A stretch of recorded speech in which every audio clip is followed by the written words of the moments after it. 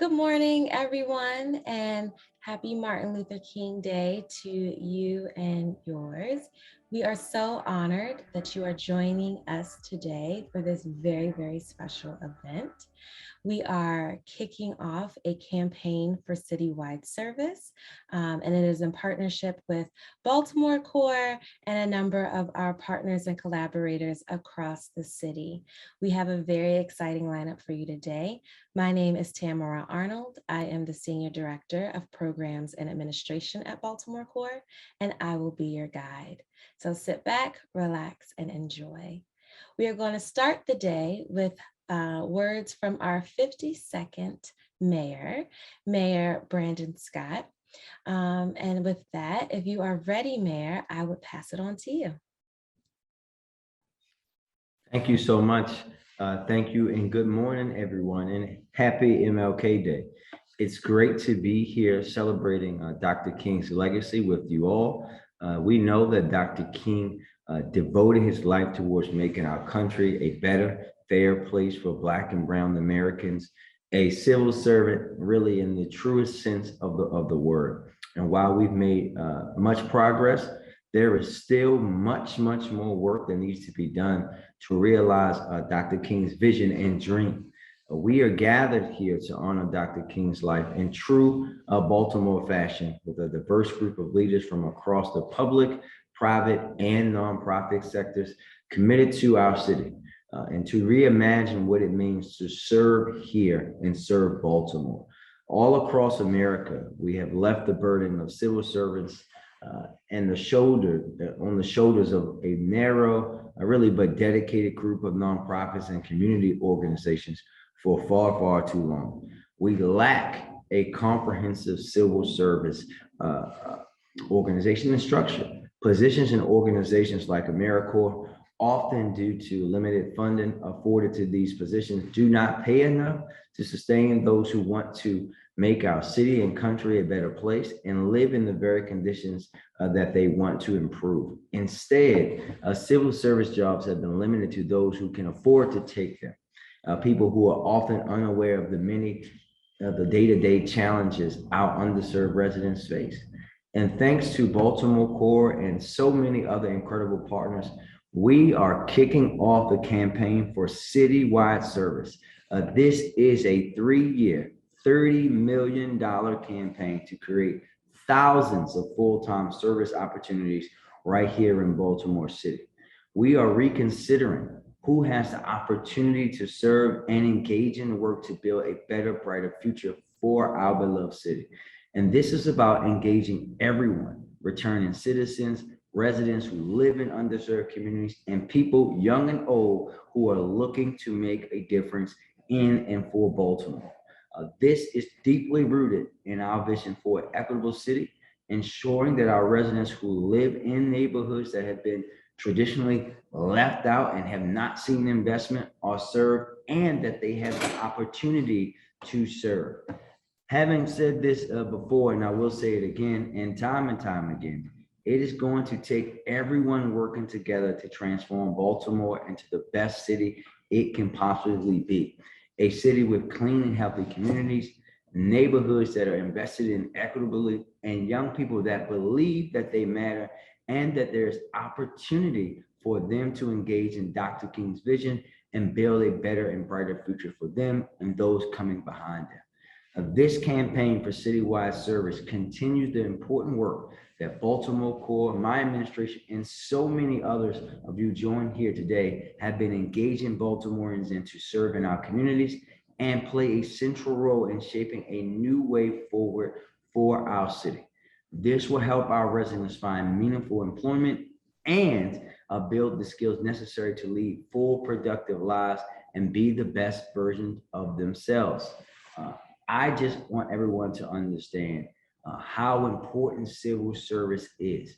For me, it's the only thing that I've ever wanted to do, is to serve the people, to serve the community that gave me and my family so much. And each and every day, I think about that as a young man who went to both Malcolm X and Dr. King Elementary school here in Baltimore, where that service, that spirit of service, that spirit of serving your fellow woman and man was instilled in us, that I hope that the work that I do each and every day is something that Dr. King will be very proud of.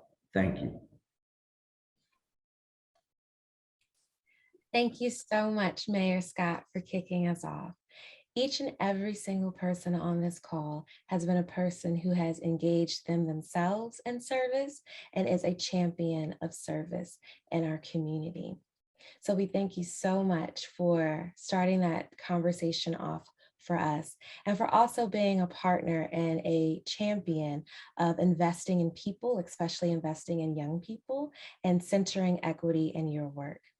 Baltimore Corps is an organization that is focused on advancing equity in our city, improving the social impact sector in our city, as well as putting Baltimore first.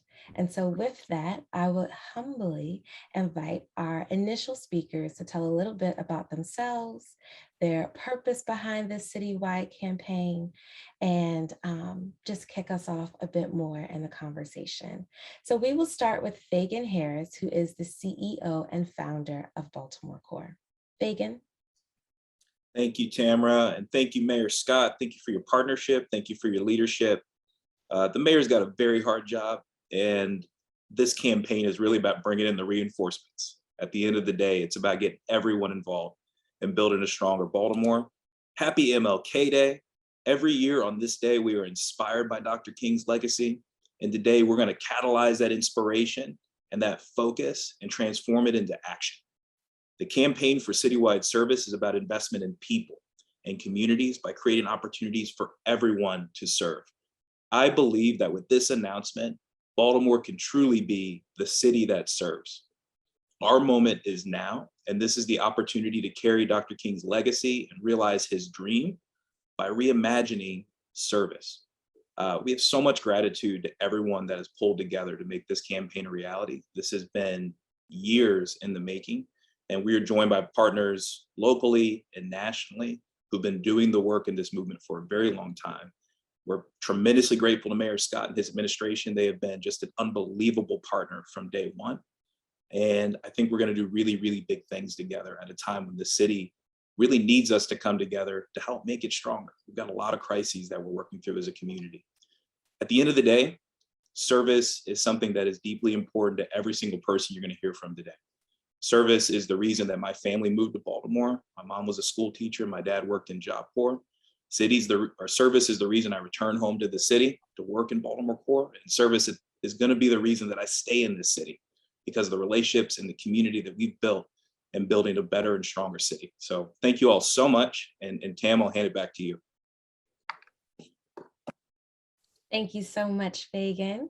And to help us continue building that bigger impact, I would like to pass it on to Councilman Zeke Cohen of District Number 1. Councilman. Thank you so much, Tam and Mayor Scott, Fagan, everyone who's on this call. I think that on this Martin Luther King Jr. Day, it's worth remembering that in 1915, Baltimore was the first city in America to legislate segregation. We've been redlined, subprimed, blockbusted, and mass incarcerated. Every mechanism known to man that keeps people separate and unequal has happened here. And yet, our city is a place of stubborn resistance. Morgan State students burst down the doors of segregation by staging a sit-in at the Northwood Shopping Center. Folks like Walter P. Carter and CORE pushed for equal rights and justice in jobs and housing.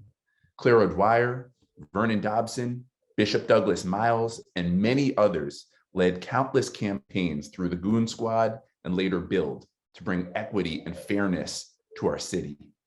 In 2018, then Councilman, now Mayor Scott, passed the equity assessment, guaranteeing Baltimore's city government would proactively work to erase the stain of white supremacy, sexism, and so many other maladies. In 2019, we became the first city in America to legislate trauma-informed care with a focus on healing our enduring legacy of injustice. Folks like Senate President Ferguson pushed to pass the blueprint for Maryland's future, a massive investment into our schools and the lives of our children. And countless organizers, activists, artists, local businesses, and Baltimoreans like Alicia and Antoine fight relentlessly every day for a better future. That spirit of civic resistance and service is baked into Baltimore Corps' mission. As Fagan often says, Baltimore is the best place to solve the country's hardest challenges. Fagan and his team have created unbreakable coalitions by supporting leaders in the private, public, and civic sectors. They've built a bench of incredible talent and fed our generation's desire to meaningfully participate in public life. The campaign for Citywide Service is a reimagining of what it means to love a place and to embody that love through works. It is not nostalgic or corny, but a clear-eyed, data-driven, heart-led call to carry on the legacy of so many that came before us in changing our world. I wanted to conclude with a brief story about my own experience with Baltimore Corps.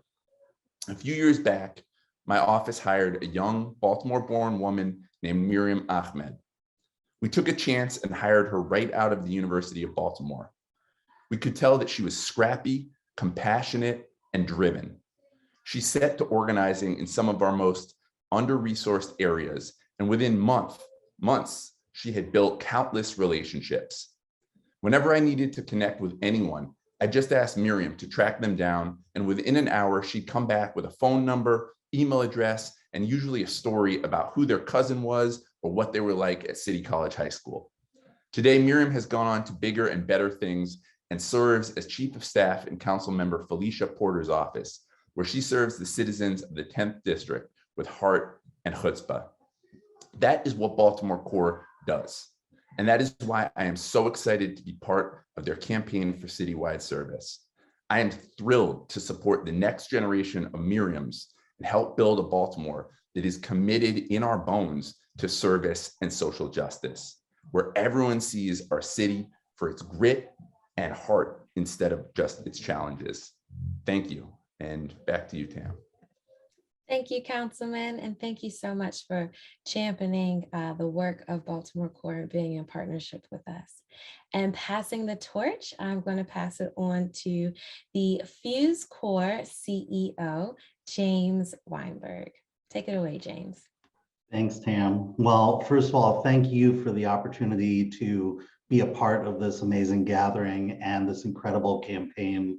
I'm honored to speak on behalf of a coalition of local and national organizations who are coming together to make sure that the campaign for Citywide Service has the largest impact possible throughout the community, that it's able to really accelerate and facilitate systemic change, to bring together the public sector with the social sector and the private sector so that everyone understands the role that they play in having a direct impact in moving the city of Baltimore forward.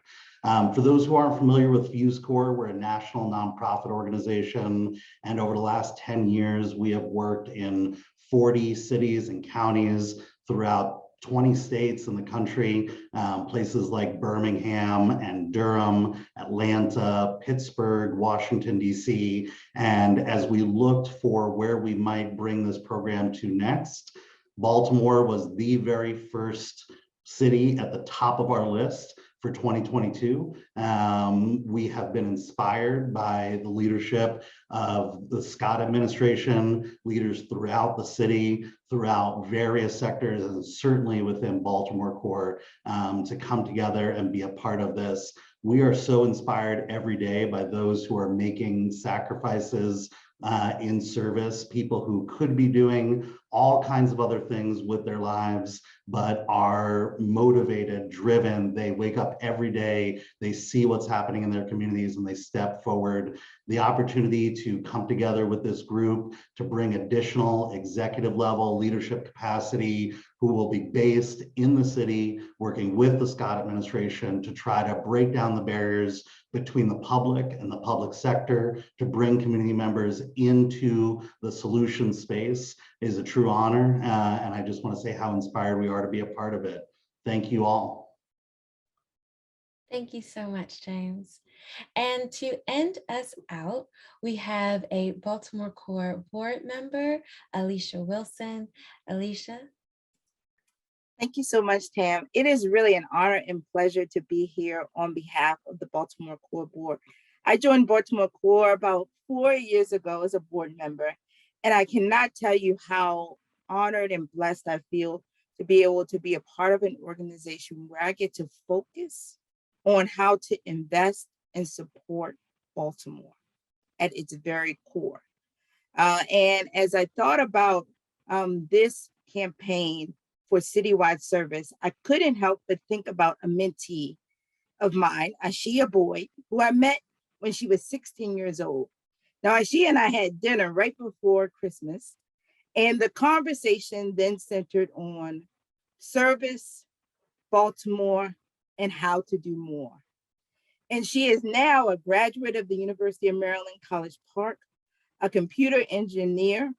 She is a data scientist at Arena Analytics, and she is also the CEO of BitView, a company that is mentoring young people at Poly to again go into data scientist careers. She gives of herself in service. And what was so funny about that is that conversation harkened back to a conversation we had when she was just a junior at Poly and had the same things on her mind: Baltimore, service, and how to do more. This campaign recognizes that we have an opportunity to keep those in our community who possess brilliance, passion, and a commitment for our community and for Baltimore here in Baltimore. I think that when we talk about the things that mattered during this time, I think we will be able to point to this campaign as why Baltimore will be at the forefront of radical change in this country, the transformation that is necessary for true equity to be felt by all, and for us to have an opportunity where young people like Brandon Scott and myself and Fagan are able to become leaders within our community with service in our hearts. I just want to say I'm just grateful and thankful for the entire team at Baltimore Corps, also for our leaders like Councilman Z. Cohen, Senator Bill Ferguson, leaders like Antoine Quarles. Thank you, James and Jill, for coming here to Baltimore, and Fagan and Mayor Scott for continuing to recognize that it is not robbery to give to those who want to serve and to support that investment, because the return has a multiplier effect for us all. And so just again, honored to be here on behalf of Baltimore Corps Board, but honored to see the launch of this impactful campaign for Citywide Service.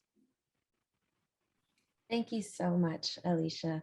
That is the heart of the conversation today, to really understand the true value to give yourself and community, to give yourself in service, and to be invested in that, for your leadership to be invested, and to just have a place where you can truly, truly give of your talents and see your community thrive for the better. And so with that, we are going to enter in conversation. Thank you so much for our initial speakers. But at this point, we will have some questions, a little Q&A. I want to share with those who are listening from our Facebook audience that you are also able to ask questions. I'm going to start the panel with a few, but we will be able to take questions from you as well and bump those up to our esteemed guests. So, who are our esteemed guests? We have, let me make sure we have, oh yeah, there he is. We have the Senate President, Bill Ferguson. Welcome, Senator Bill Ferguson. We will also hear more from Fagan Harris, who is the founder and CEO of Baltimore Corps. We will hear a bit from Jill Habig, who is the CEO and founder of the Public Rights Project, as well as Anton Quarles, who is the CEO and founder of Helping Oppressed People Excel, Hope. And so I just want to go ahead and welcome and thank all of you for being a part of this. Just so you know, I'm going to ask questions. I'm going to pop the questions around. All of you are free to answer any of the questions. So if you feel particularly passionate about something, jump in and speak, but I am going to introduce some of the questions by pinpointing a particular person so that we can keep the conversation in good flow. If that sounds good, we are going to start with Jill Havig and Anton Quarles. So this first question is for you. We would like for you to share your personal journey as a leader and what inspired you to learn more and give more in service. Thank you, Tam. It's really a pleasure to be here today in support of the Campaign for Citywide Service. I really appreciate you putting this event together.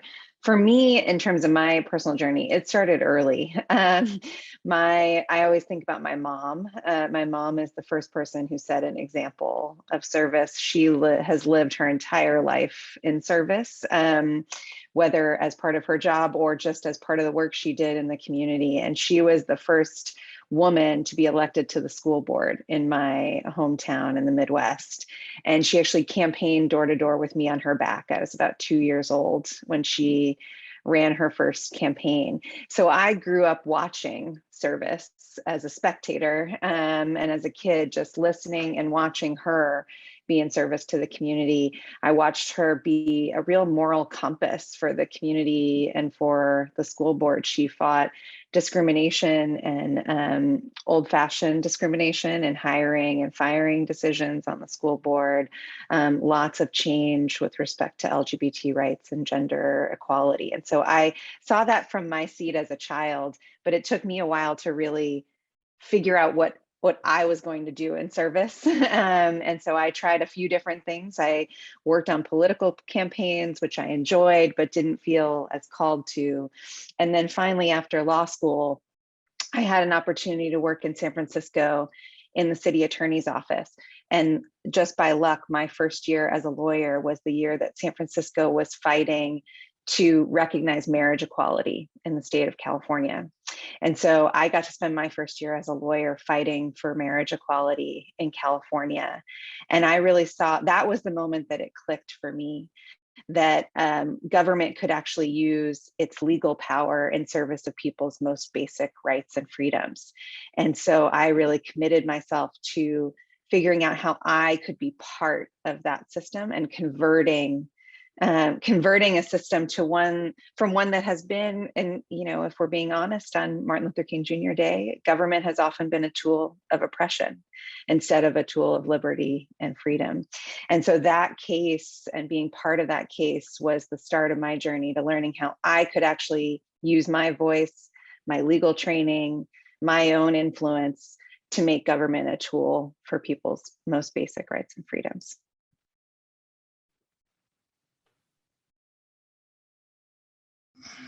I'd like to thank everybody for allowing me to be here. My story is a little different. I grew up in Northwest Baltimore in Park Heights in Tawanas, Wrightstown, Tawanas community.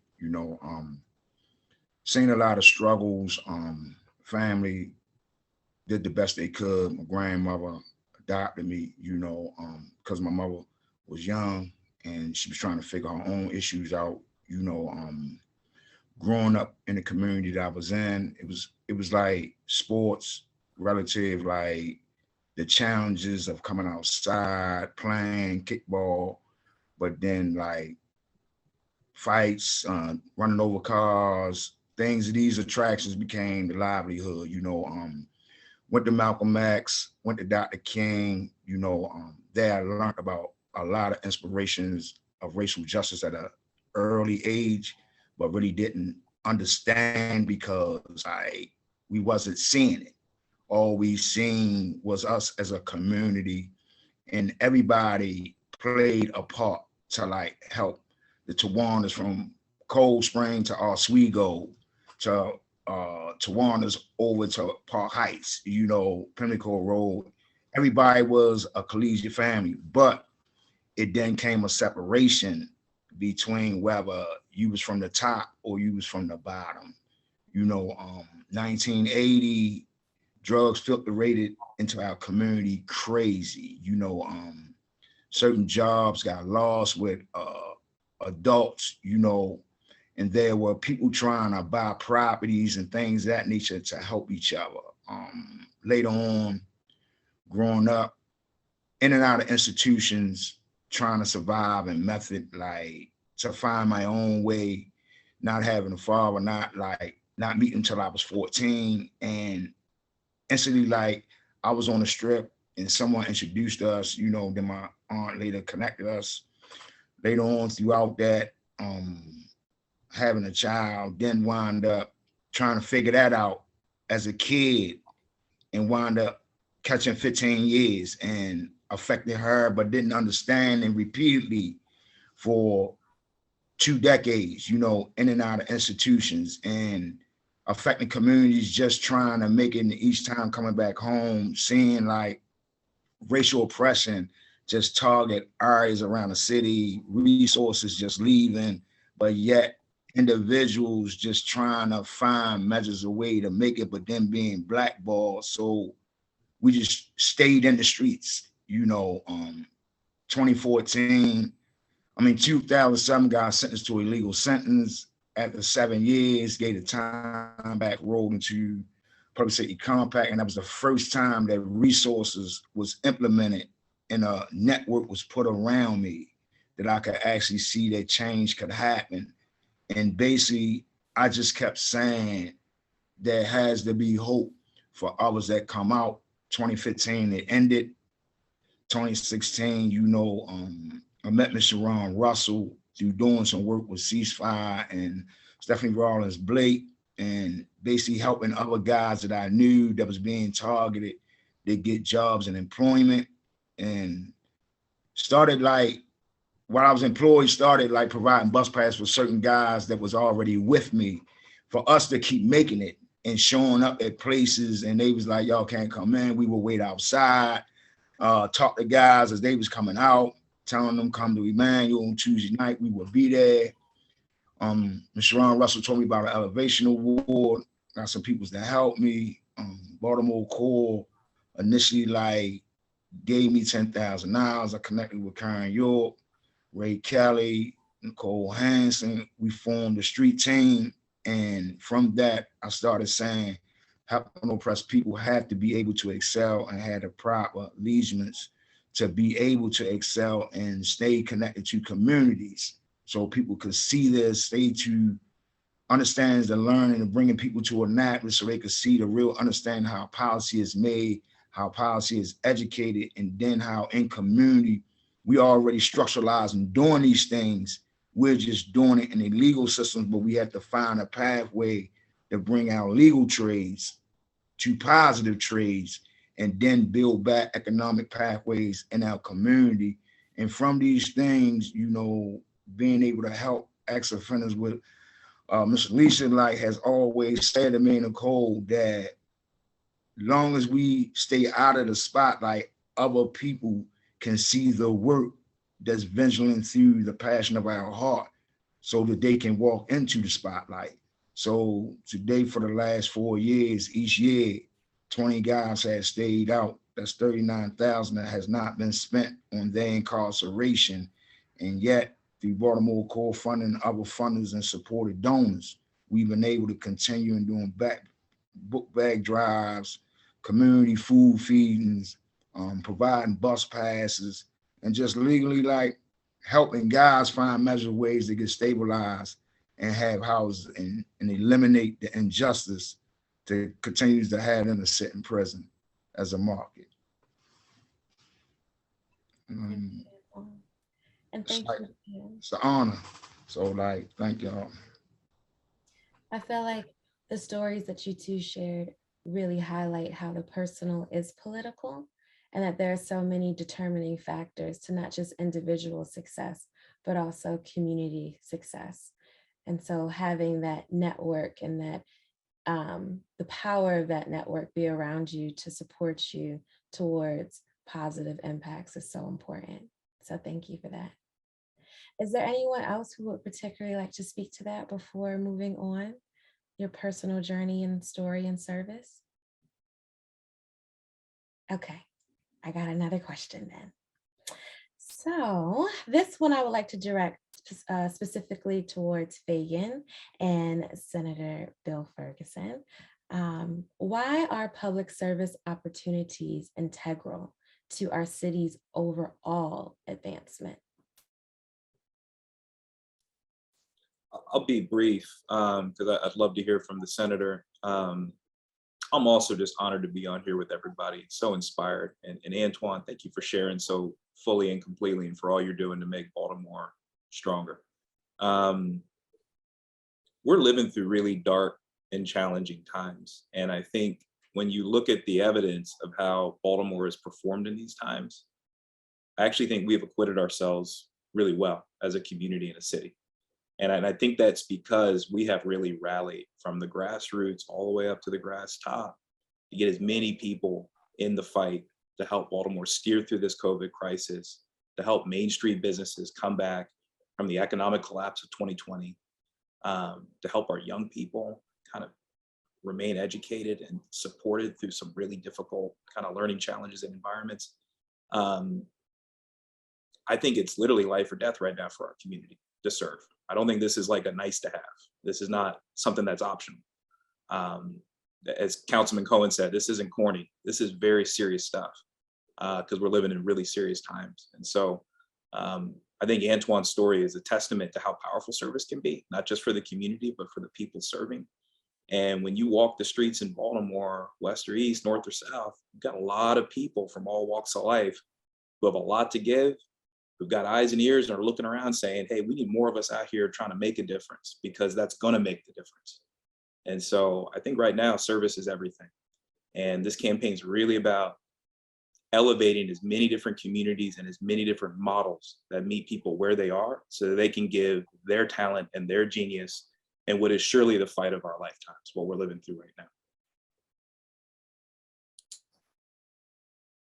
Good morning, everyone, and thank you, Ms. Arnold, for hosting this panel. It's been just a pleasure to hear from the mayor, councilperson, Mr. Weinberg, Alicia, of course. I mean, there's just a remarkable group, and then it's so incredible to hear Jill and Antoine, your personal stories. It just reminds me that the journey through public service is never a straight line.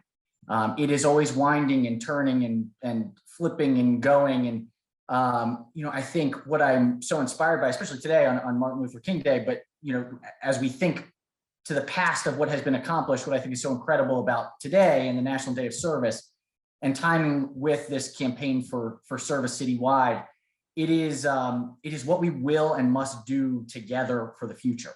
And it's what Baltimore Corps has been so incredible at doing over and over and over again, connecting individuals in communities who are already having impact, but helping them find their path along the way to maximize and be able to truly take their skill set and bestow it upon others, and moving from kind of the me to we to us.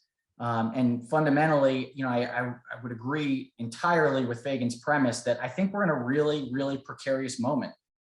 The experiment of democracy and what it means to be a self-governed people with elections and representative votes and the idea that we are in this kind of citizenship construct together, it's in jeopardy.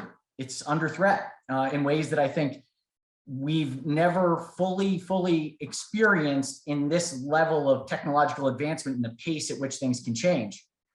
This isn't the first time our country has faced significant challenges that are kind of our own self-making. But it is a new flavor of challenge. And my fundamental sense of how we can and must move forward is by bringing people together who have different stories and having them work on projects together that help learn one another, learn each other's stories and understand that we're in this thing together. The campaign for citywide service is precisely that opportunity. A city is nothing more than its people. That's what it is. We have lots of stuff, we have roads, we have buildings, we have all sorts of things. But at the end of the day, what makes a city live or die is its people. And so encouraging additional pathways and breaking down the barriers for people to be able to experience different ideas and different ways of living and different constructs, it's what brought me into service in my own story, and having taught at what was Southwestern High School was an experience that changed my life forever, and made me realize that the challenges that many of my students had that were 9th, 10th, and 11th graders just getting to and from school every day were frankly harder than anything I had faced at all in my entire life until that point. And made me really rethink everything I thought I knew about the world and what equality meant, what equity meant, what opportunity meant, what are the barriers, either intentional or unintentional, that have been created for these structures. And I look back on that, on my jump start in service, and just think, what would I have been without that? And it would have been certainly a much less informed and much less engaged person. And my story isn't unique. And so the more we can give opportunities to anyone who has that inkling, has that thought that they want to be a part of something bigger than themselves, that's what this campaign is about. And it's what Baltimore Corps has infused in this city. And it's what will be the light that gets us through any darkness. It is us together. And so we have a long way to go, but it is precisely things like the Campaign for Citywide Service that will get us down this journey of really believing in the human capacity of every single individual. And so it's just an honor to be able to be a part of it today, but also to help move it forward as the years ahead come by. Thank you, Fagan, and thank you, Senator Ferguson. It makes me think how the essence of what the work we do at Baltimore Corps is founded on, that our biggest challenges were created by people, and as such can only be solved by people. So thank you for that. We have a question somewhat related to this topic right now that I want to bring up from Brian from our Facebook audience. Thank you so much, Brian, for asking and for watching. How do other service nonprofits and service leaders support this initiative? And on this call, we clearly have other nonprofit service leaders. And so this question is open to any and all of you. How do other service nonprofits and service leaders support this initiative for citywide service? I'll start very briefly, and then I'd love to hear Jill and Antoine's thoughts, because they are coalition partners and working with us to create more service opportunities here in the city. One of the biggest critiques you hear about the nonprofit sector is that we're siloed and that folks don't collaborate. And so the Citywide Service campaign is not about Baltimore Corps. It is about the more than the dozen partners locally and nationally have come together to really combine forces to create as many different pathways into community service as we can. And that's important because each of those groups have different strengths. Antoine is recruiting people impacted by the justice system and helping them serve and help others who've been impacted by that system. Jill is also working in the justice system, and she's finding folks with legal training and getting them engaged in the fight. And so this campaign is all about how do we aggregate the resources of our sector, give it the North Star of broadening access, increasing support, so that we can unleash the power of service in our communities. So I'd love for Jill and Antoine to talk a little bit about what they're doing. Yeah, absolutely. So Public Rights Project works with city and state governments across the country to help them use the legal power of their governments in service of people's civil rights and economic justice. And so we work with over 70 state and local governments in 24 states across the country, and we help them start campaigns on workers' rights, on predatory lending, on housing rights during the pandemic, on reproductive justice issues. If any of the major issues we're facing as a country and in communities across the country, there is something that your local government can do in service of communities, and we help activate that power within government. And so what we're really excited to do within Baltimore, we've partnered with Baltimore a few different times over the years on a couple different projects. So they've been part of some work we did last year to support housing rights during the pandemic and prevent evictions. They've been part of some advocacy we did around predatory lending and things like that.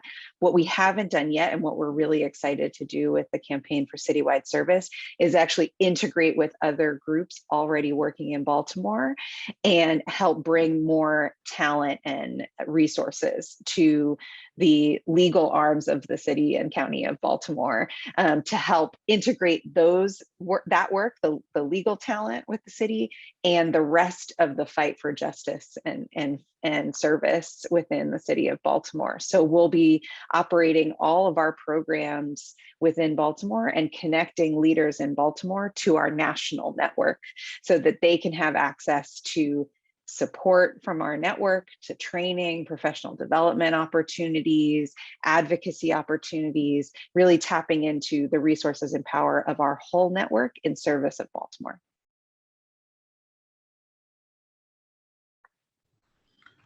Yeah, just as Joe said, our main focus at Hope Baltimore is building relationships with other organizers and advocacy groups around the city that's in community, because like no one can do it all by themselves, and anyone who thinks that they can do it all by themselves, they're gonna lose. You have to have a network supportive team. Like, I know the evidence of going to prison, being in the streets, using drugs, carrying guns, getting arrested, what those effects are. Now I know the effects of having my own home, being in my family's life, staying home for 8 years, showing up for work every day, and being a professionalism recovery coach and staying clean. So therefore, I can't tell a person all the dynamics on what to do on employment service. So I may call Center for Urban Family for Kate Wilson or Mr. Cooper. I may things going on in communities where guys are being targeted and stigmatized by police. I call Ray Kelly to talk about the Citizen Policing Project so they can learn what things they can do. Dealing with education on voters, I may reach out to Alpha Justice, or we may go to the Voters' Right campaign to basically educate people on why they need to vote and understand these political. And by doing this, we have reached other people, and even like Mr. Ferguson said, those who come from the city that are state legislators, they play a part, because there was a time when they went through or growing up in this city it wasn't good for them where they are at now. So we just trying to build relationships and build hope and a pathway so people can come back and understand that there's a safety net. You ain't got to do it by yourself. Hear, hear. Totally agree. To the question, so I think there are so many. It's going to take a village of opportunities, a village of different groups, a village of different flavors of service, and the key is the coordination of it. And that's why I think the campaign for citywide service is so essential, is that Baltimore Corps and partners will be able to be that beacon, that place where if somebody has any interest and they can find that thing that is most passionate for them, then the right spot can be located. And I think that's going to be the key. So building the ecosystem of service opportunities is essential.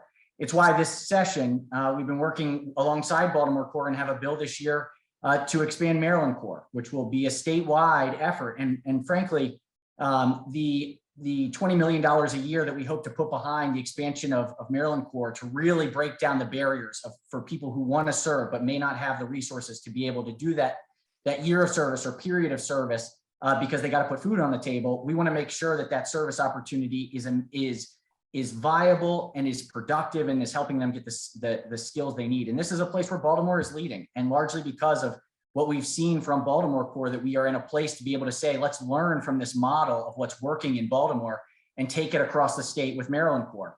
And so, this is going to be kind of one of the top personal projects I have this upcoming session, because I just deeply fundamentally believe, for the sake of democracy, for the sake of our future workforce, for the sake of just maximizing people's human potential, we must ingrain a culture of service back into our communities, and we have to do it in a thoughtful, purposeful way. And this campaign is the perfect model of it. Thank you, Senator Ferguson. I myself, as a person who has committed life to service and has worked in AmeriCorps service and other programs, I'm so excited for the Maryland Corps initiative, and just excited for the work that we get to do specifically in Baltimore City behind the Citywide Service initiative, and then how that bubbles up into bigger effects with Maryland Corps. So thank you for that. But speaking of the barriers to access and barriers for folks to do service, we have another question from Brian. Many of our youth have barriers to fulfilling the mandated 75 hours of service to graduate. What informs this and how do we change it? And I'll open that up to anyone. I don't think it should be a mandate on services for a graduate. I think that should be something that should be an elevation to like a level of continuing care. You know, one of the things that I think happens is people say the word graduate and completion. And then when that happens, they're done. Whereas though we fulfill the model, like what happens when you leave in 60 days, something triggers and you fall, you done. So they like, I complete, I can't go back there. But there should be a continuing process, because that can be a barrier stipulating too much pressure on a person to do one, like focusing on, if I do this in 75 hours, I complete. But what about the other expectancies of life that has to deal with the family issues, his own personal trauma, the relationship trauma, the friendships that he around, day to day throughout the communities, trying to live, survive, but also in the community where he's trying to do what's right, but the community overshadows him to like, failure is okay.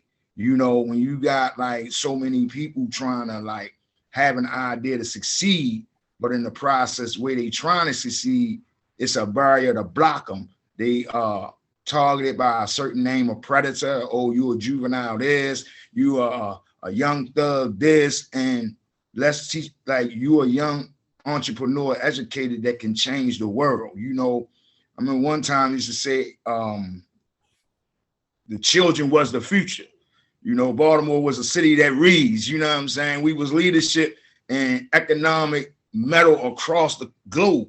So like now it's like all shadows, and we trying to bring something back that can change that.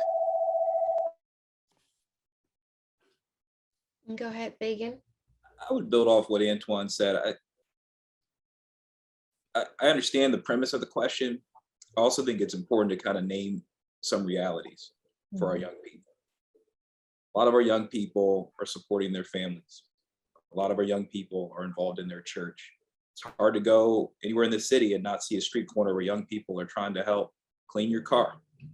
We've got young people serving as a matter of survival every single day. And I don't know that we always do a good job of affirming or recognizing that, or building the supports around the service they're already doing. I think that's something that the Senate president said that I think is super important, is that, and this is an important nuance to capture, it's not always about how do we get folks doing service for the first time. Sometimes it's about recognizing that service is happening everywhere in our community, but it's not necessarily valued. And that's the issue. And so I think we've got young people doing a lot more than 75 hours of service, but we're not necessarily resourcing or investing in that. And we have the honor of partnering with MOED, our workforce agency here in the city, to help support YouthWorks. And that's like almost 10,000 young people who sign up for more than 75 hours of community service, like clockwork every year. And then there's probably an equal number who have raised their hand for that opportunity. And we've got to find the will to create those slots and opportunities for them. So there's a big waiting list for that. So I understand the question. It's kind of a technical question of school system and policy and regulation and hours of requirement for this, that, or the other. But I don't know if that's the right frame. I think our young people are serving. I think they want to serve. We, as community leaders and adults, have to see that, affirm that, invest in that, put some structure around it, and help them take it to the next level and build a career and a lifetime of service. Because service should not be something that you do as a gap year or as a one-off. It should be a way of life. So I just want to build up, Fagan went exactly where I was going to go, which was, you know, we talk about all the things that don't happen with you, or all the challenges. I will never forget, I think it was either January or February of 2017. And we'd been doing this investment in YouthWorks and been trying to do more. And it was a snowstorm. but MOED had the sign up for Youth Works for the upcoming summer. Schools were canceled. Most things had been closed. It was snowing and sleeting outside. And there was a line around the block. I mean, I'm telling you, like 3 blocks long of young people waiting in the snow to sign up so they could be a part of Youth Works. And so it's not about desire. I think when you think, especially about the 75-hour component, and I think too often what we do is we make it a requirement. We just hope kids figure it out. What we need to do is align it to their interests, recognize what they're already doing, and make it easy and interesting and purposeful for them, so that they have so that there is a benefit to their own life trajectory and path. And, I think it's just so critical that we don't think that there's a straight line here. Lots of different experiences make people more effective. And so I think we've put in the requirement, and I think this is exactly what we do wrong with services. Say, well, they're required to do it, and then we don't have any systems or cohesion or coordination about trying to make sure that they have the support to get there. And so it is feasible, and that's why, again, I think that having a coherent model where there is a thoughtful plan, a point of entry, a point of placement, a check-in, a follow-up. These are the types of things that are necessary if we really believe every person has the capacity to maximize their potential. And so that's what I think today represents overall. Thank you. Really questioning the equitability of mandated service hours. And like you guys said, that interest and that investment and investing in that interest of young people and the opportunities that are thus presented. Thank you for that. I want to direct this question towards Jill, and then also possibly thinking Fagan as well. Can you tell us about a time your work allowed you to build a sense of community? Yeah, thank you for that. I think, to me, I think community is so embedded with service, because community is the point of service. And so I think when I think about even just starting Public Rights Project, it has allowed me this opportunity in serving state and local governments across the country has allowed me to find and help build a community of like-minded people across the country who are all trying to figure out how to use their own positions for the greatest good for the greatest number of people. And I think sometimes, related to the previous question we were talking about, people often think about service and leadership as some formal position of authority that they have to reach before they can make any change or have authority to build and change. And really, it's the day-to-day actions, the day-to-day way that we treat each other, ways that we find the small opportunities to make things better in our communities, to make things better in our workplaces. That's what makes service and leadership real. And so I've really learned that over the last several years, even just building this organization. I think so many times we think about the change that we need to make in our communities, and it feels like this huge amount of daunting work. And people have talked already about just the amount of challenges we're facing in Baltimore and as a country. It can feel like there's this massive opposition that's stopping us from reaching our goals and making the change we need to see in the community. And what I've seen so often is that so often change comes not from overcoming opposition, but from somebody taking up the mantle of being a champion for that thing.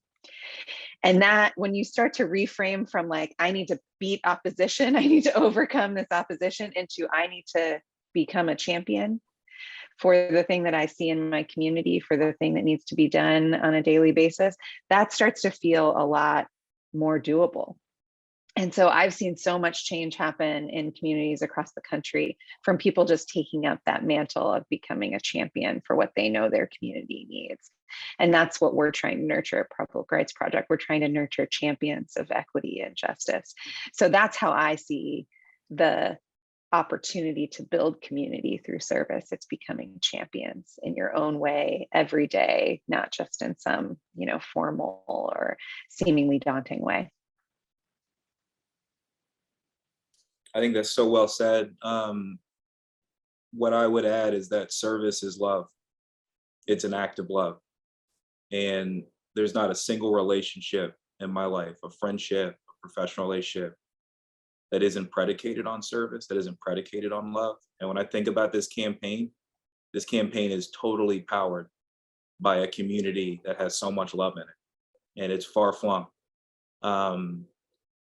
It's rooted here in Baltimore, but extends across the country. I think 15 years ago, I met one of my closest friends in the world, Johnny Dorsey, and we bonded over service. And it was that act of love that we built community around service that snowballed into a lot of things. But one of the things it snowballed into is this talent for good community of practice. And that's how we met Jill, and that's how we met James. And then I think about the community we built here in Baltimore City. I've been really public about this. Meeting Antoine Quarles and seeing his work is what helped me recommit to a life of service. And seeing the selflessness and the joy with which he does his work reminded me why I serve. And then I think about someone like Senate President Bill Ferguson. Like, let's be real, y'all. Like, we're in the middle of a global pandemic. This man's got a lot of stuff on his plate, and yet he's here today. This love. He's here because he loves this and he loves service and he really believes in it. It's not that he doesn't have a lot of other things he could be doing with his time. And so when you look around this campaign and when you look around our community, it's love that cuts through all of it. And service is that building block of community. It's the foundation. And so there's nothing that we're gonna do that doesn't involve community. That's the whole point, as Jill said. It is both the input and the output, and it is virtuous and it is powerful. Thank you. We're going to end out with 2 more questions from our Facebook fans out there. Thank you for watching. These questions, I want to make sure that I unpack them correctly, and I want to open it up to anyone who wants to answer them. So let's start with local service.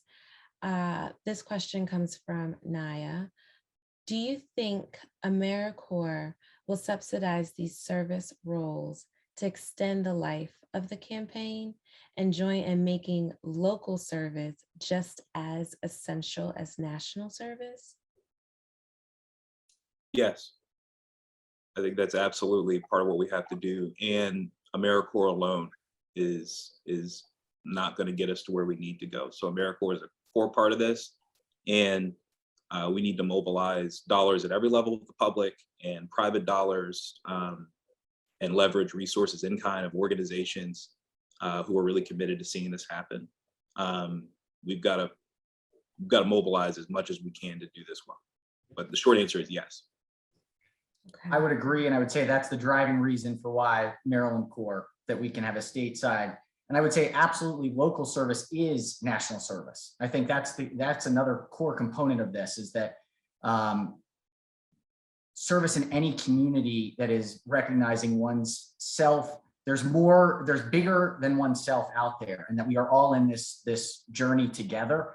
That is the core function. That is the defining feature. And I think the goal is to make that a part of the experience for everyone that is willing or interested to pursue it. And so that's the basis of Maryland Corps. It's to take the local campaign, take it bigger, but we've got to make it a part of the fabric of who we are as a community. Thank you.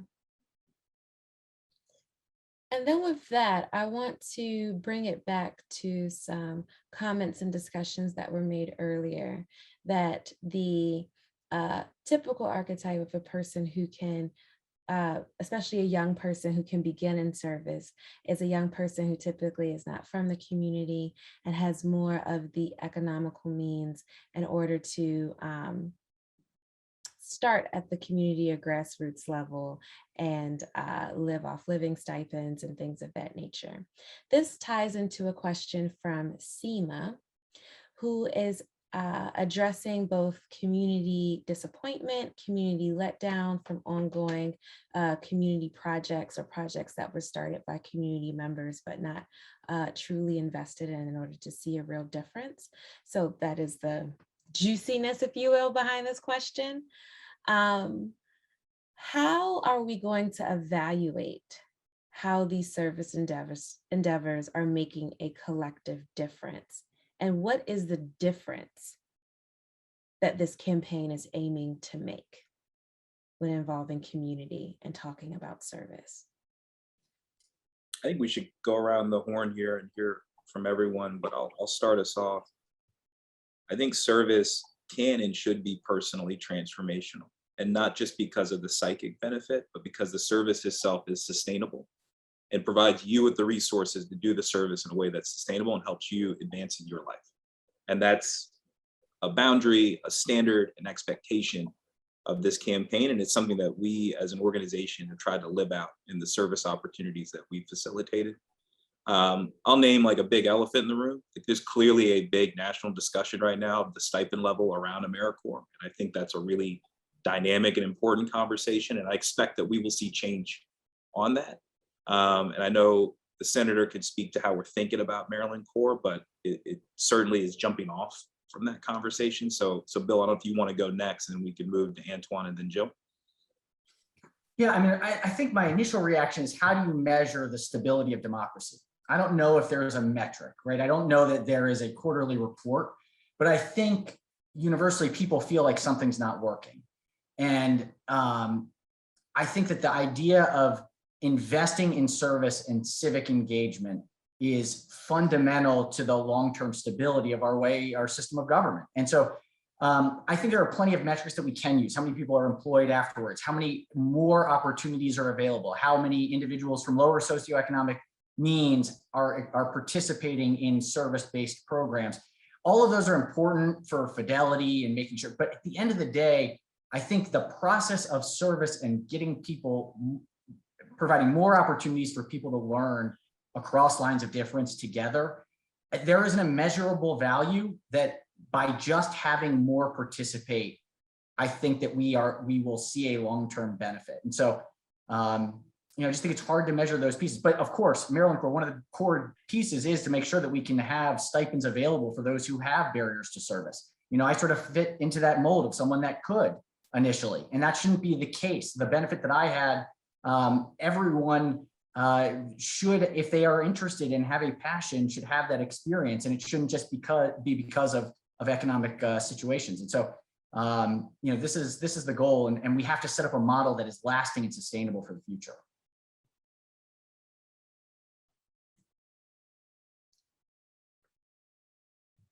Thank you. Would anyone else like to address that? One of the things that, and I understand totally, because like I've done this work and could not pay myself, but it wasn't about the money.